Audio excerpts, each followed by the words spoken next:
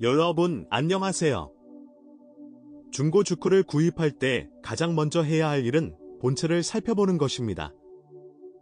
아기에게 부식이 나타나는 특징적인 장소는 많지 않습니다. 그중 하나가 후면 기둥입니다. 이러한 장소를 보호 필름으로 보호하고 특수 부식 방지 화합물로 본체 이음새를 코팅하는 것이 좋습니다. 나머지 신체 부위는 기후를 꽤 잘 견딜 수 있습니다. 사실 도장 작업이 약하고 차체 하드웨어가 상당히 얇습니다. 따라서 신체의 칩과 흠집이 빠르게 나타나지만 서두르지 않고 녹슨 기포로 덮입니다. 앞 유리도 손상으로부터 안전하지 않습니다. 브러쉬로 빠르게 문지르면 무해한 칩으로 인해 깨질 수 있습니다. 헤드라이트는 금이 가며 덮이고 심한 서리로 인해 거울이 터집니다. 범퍼는 시간이 지남에 따라 처진다는 점에 유의해야 합니다. 그 이유는 고정핀이 약해서 빠르게 변형되고 강도가 떨어지기 때문입니다. 내부 부품 역시 내구성을 자랑할 수 없습니다. 1에서 2년이 지나면 스티어링 휠 브레이드가 닳고 부서지고 계기판에 투명 보호 플라스틱이 닳아 없어지며 단단한 물체와의 부주의한 접촉으로 인해 대시보드에 단단한 플라스틱에 긁힌 자국이 남습니다. 나이가 들면서 자라나는 귀뚜라미 군집을 어떻게 해야 할까요?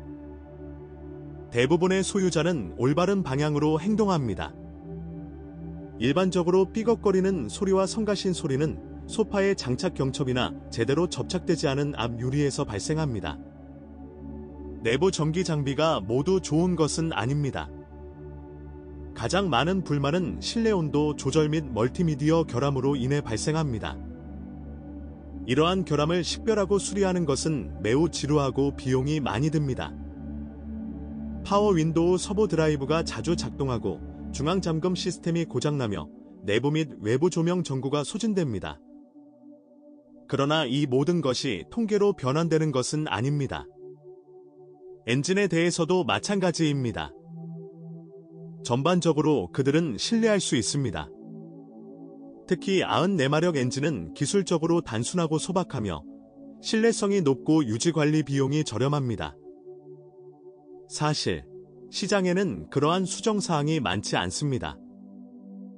117마력과 터보 버전이 우세하며 훨씬 더 변덕스럽습니다. 예를 들어 조커의 첫 번째 사본에서 10만 킬로미터 후에 이러한 엔진의 타이밍 체인이 늘어날 수 있습니다.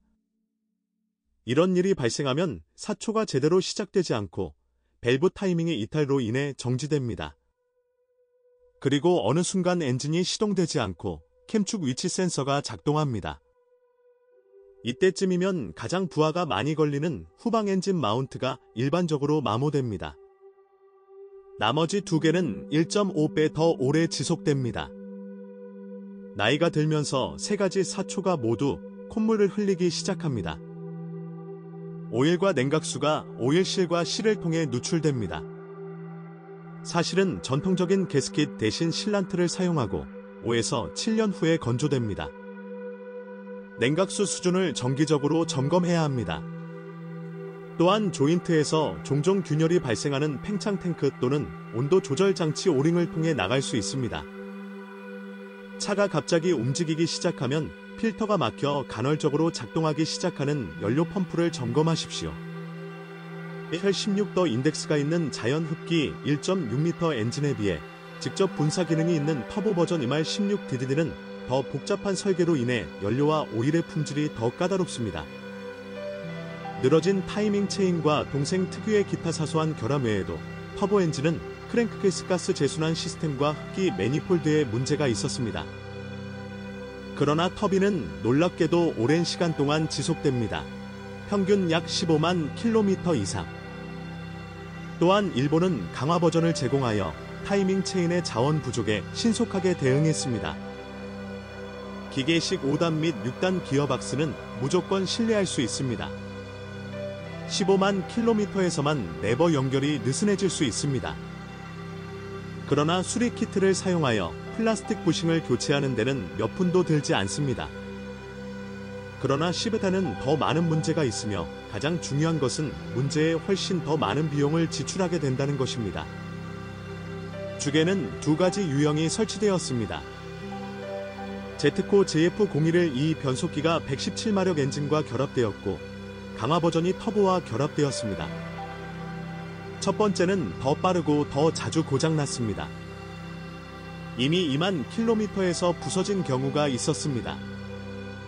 막힌 입력 샤프트 베어링이 상자 내부에 흩어져 본체를 쓰레기로 만든 경우가 있었습니다. 일반적으로 15만 킬로미터가 지나면 푸셔벨트가 마모됩니다. 교체를 지연할 수 있는 방법은 없습니다. 벨트가 마모되면 필연적으로 콘 풀리 표면에 자국이 남게 됩니다. 또한 일반적으로 벨트와 함께 구동 및 피동 샤프트의 베어링이 갱신됩니다. 또한 변속기의 기어비를 변경하는 스테퍼 전기 모터도 위험합니다. 강화 버전의 베리에이터는 내구성이 더 뛰어나고 두 기어 박스 수리 비용은 거의 동일합니다. 그리고 6만 킬로미터마다 오일을 교체하는 것을 잊지 마세요. 그러나 조커 사륜 구동 시스템은 안정적이며 기어박스, 트랜스퍼 케이스 및 전자기 클러치의 정기적인 오일 교환만 필요합니다. 그러나 시도하면 그녀도 망칠 수 있습니다. 이 자동차는 오프로드 주행용으로 설계되지 않았으며 눈이나 진흙 속에서 장기간 미끄러지면 조만간 변속기의 중요한 요소뿐만 아니라 변속기도 죽게 됩니다. 세시에도 문제가 발생하지 않습니다. 그것의 약점은 먼지로부터 제대로 보호되지 않는 전면 스트럿의 지지 베어링이라고 할 수 있습니다. 종종 2만에서 3만 킬로미터가 되면 특징적인 갈리는 소음이 고장을 알리는 신호가 됩니다. 세시의 나머지 요소는 최대 수십만 km 이상 지속됩니다. 아마도 5만에서 8만 킬로미터에서 마모되는 스테빌라이저 스트럿과 부싱을 제외하고 말입니다. 스티어링 팁과 샤프트 크로스에 거의 동일한 양이 할당되었습니다. 주계는 전기 부스터가 장착되어 있다는 것을 기억하십시오. 장치가 갑자기 고장나면 서두르지 말고 경보를 울리고 견인차를 주문하십시오. 일반적으로 새 배터리를 구입하면 충분합니다. 그리고 더 강력하면 더 좋습니다.